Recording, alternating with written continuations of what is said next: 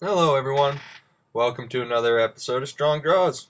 My name is Brett Strong, and today we're doing The Predator. It's a bit of an older video I did a while ago, so I'm going to try and walk you through this and tell you kind of what my thought process was and what I was doing.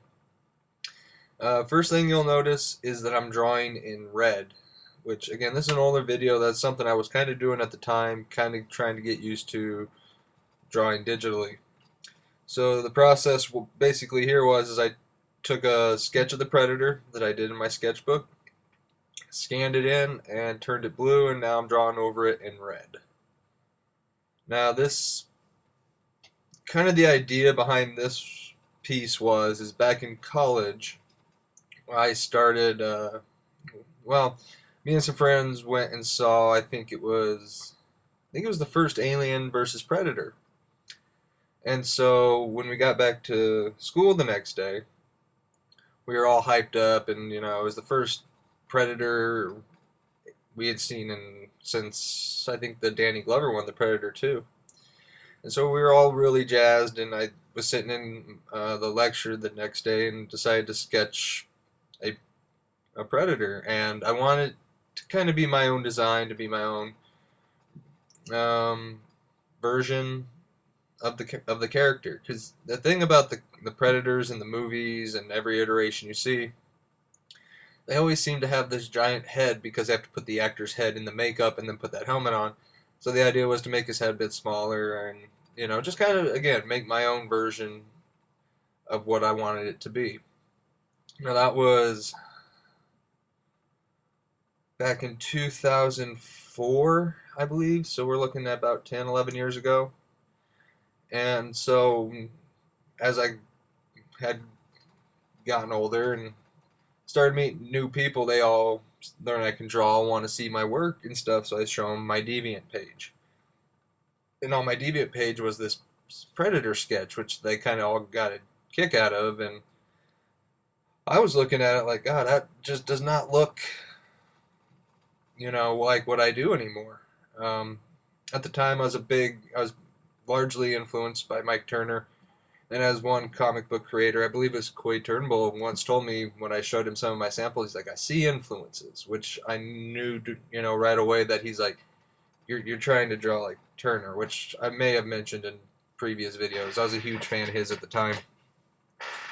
So I thought it'd be fun, essentially, to go back and do a redraw on this Predator that I had designed 10, 11 years ago, and see what it would look like if I did it now, see, kind of how far I've come.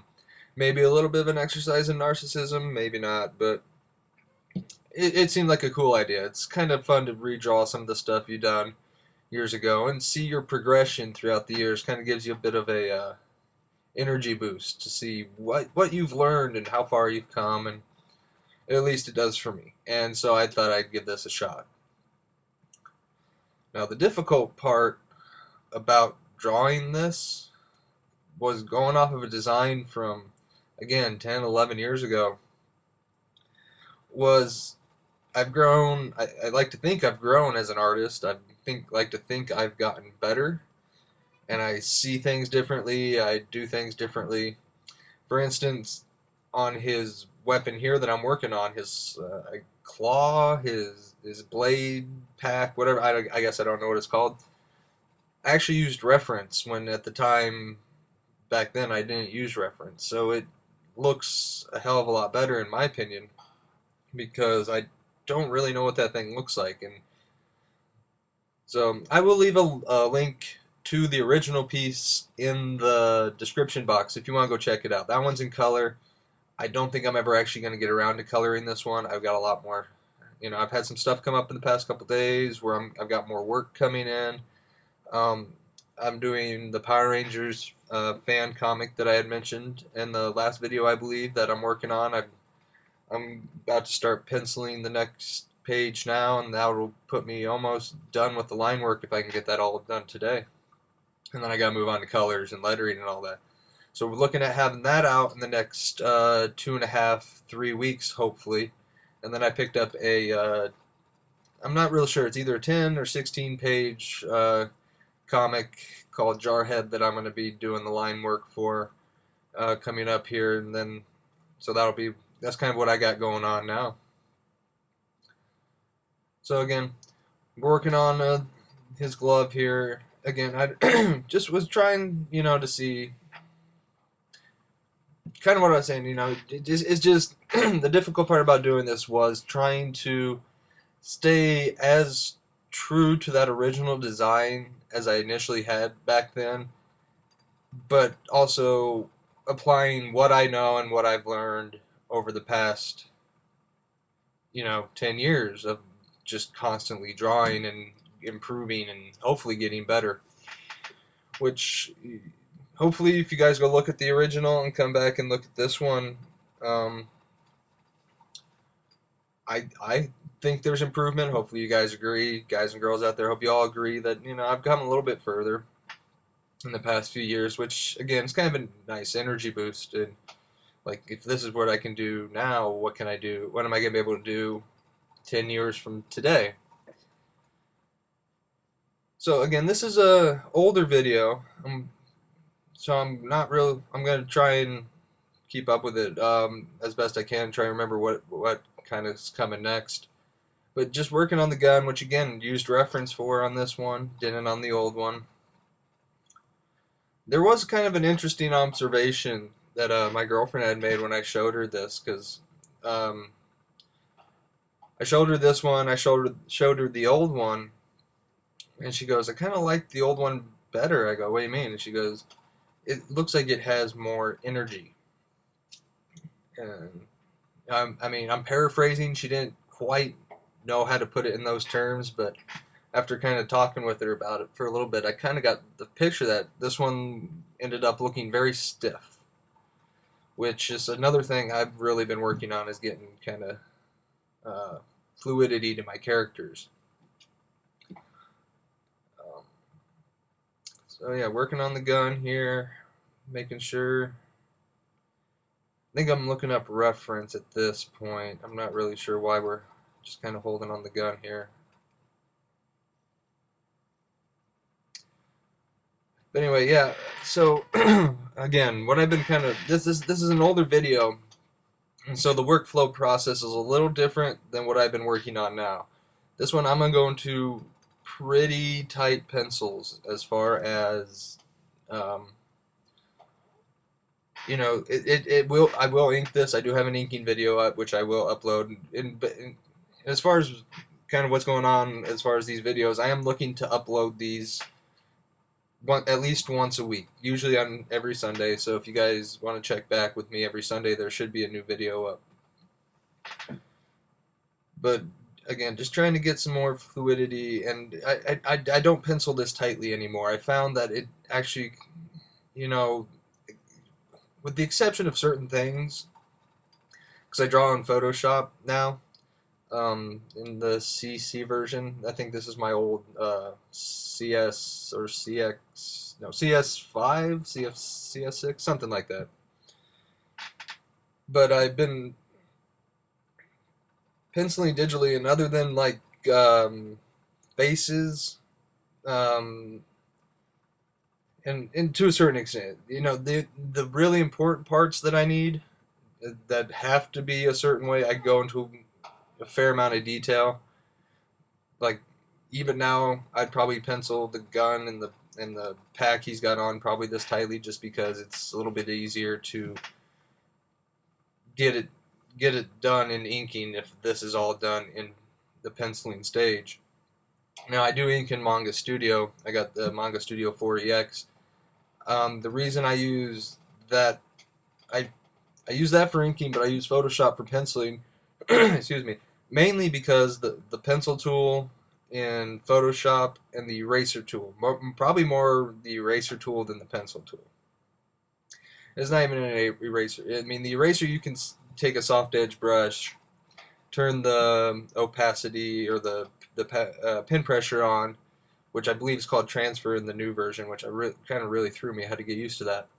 But you can make it work almost like a kneadable eraser, where you can erase part of it and just lighten it up, and then, which is kind of how I'm used to working when I do draw on traditionally on paper with pencil and pens, and that's pretty much all I use is a pencil and a kneaded eraser. Every once in a while I'll use a white plastic eraser, but mostly it's just pencil and just this kneaded eraser, which my version of Manga Studio doesn't have an eraser like that, and I can't get over doing that. I mean, you can make new layers and stuff like that, but my whole thing is I'm trying to make this this process as similar to working on paper with a pencil as possible, just for the feeling of it. And the more you drawing digitally takes a little bit of adjustment to do anyway, because I have a Cintiq. I have the 12WX version, which makes the adjustment a little bit easier over the fact once you get over the fact that you're drawing on glass, which can be a little bit which can throw you off a bit when you first start. But you can make, you can do layers and layers, but I want it to feel as close to what I'm used to as possible, and I find I've been getting better results that way. And there's guys out there that will work certain ways, and I've tried, watching other people and trying their methods and just experimenting and finding that the more I stick to this is a piece of paper with a pencil and eraser, the easier it is for me to draw, the better results I get. So now this is kind of, again, what I was saying I'm having the problem with. I'm adding stuff here and there that doesn't necessarily need to be there because I'm trying to stay true to the original design, even though like these things on the mask were a little. I'm trying to remember if I even left those in there in the final version. I think I do. I think this is the final version I end up with. But you can see on the originals it looks a little bit different. So anyway, yeah, guys. If you have any questions, comments, again, these videos go really quick. Feel free to leave them in the comments. Let me know what you think. If there's a character you would like to see me draw. Or you can check and also check out my Facebook page if you're interested. Excuse me, in the Power Rangers fan comic I'm working on. Again, it's coming out in the next 2 weeks, 2.5 weeks, maybe 3 at the latest. So it will be full color. It's gonna be completely free. You guys can go up on my Facebook, or I might put it on Deviant. I'm not sure, but you can definitely go to my Facebook, my art page there. You'll be able to read it and stuff for free. Also, I will, again, like I mentioned last time, I am going to be giving away some of the artwork from it. Again, since it's all digitally, it will be prints, but it will be signed. And yeah, so again, you can check me out there if you're interested in any other. I got a few other projects I'm working on, like I said, Jarhead, and then I have an independent book, an original graphic novel I'm working on.